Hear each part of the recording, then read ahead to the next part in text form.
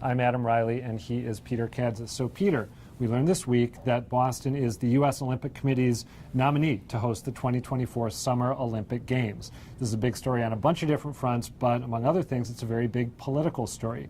There seems to be unanimity here from the political establishment, including new Governor Charlie Baker and newish Mayor Marty Walsh, both of whom support it. But you think that beneath the surface, it's actually a little more complicated than that. Oh yeah, that smooth surface is like a square mile wide and about 1/16 of an inch thick. There's a built-in tension between the mayor's point of view and the governor's point of view.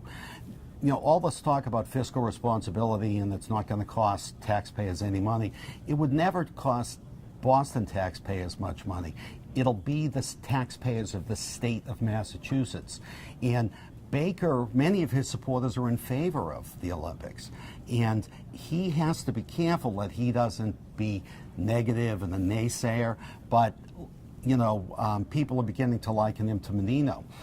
Boston Mayor Menino was very dismissive of bringing the idea of the Olympics to Boston. I remember. Because I think he knew what a fiscal headache it would be.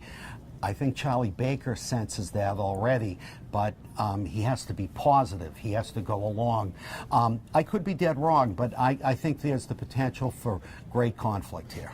We've heard again and again from proponents that there's a way to do this with very, very little being spent in the way of public money. Maybe some new public money spent on infrastructure, but nothing else. You don't think that's realistic?